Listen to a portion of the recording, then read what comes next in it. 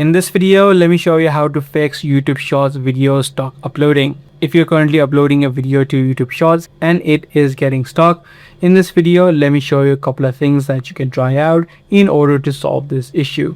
The first thing that you can do immediately is delete the video that is uploading and then try re-uploading it. Sometimes minor glitches may cause this issue, so if you try to re-upload the video should go through. The second thing that you can try out if the first step did not work for you is you can try to clear the cache and data of the YouTube app. So head out of the YouTube app and tap and hold the app of YouTube, head over to app info and then tap on the clear data option. Now if you're using the YouTube Studio platform to upload the video, you can repeat the same process for the YouTube Studio app as well.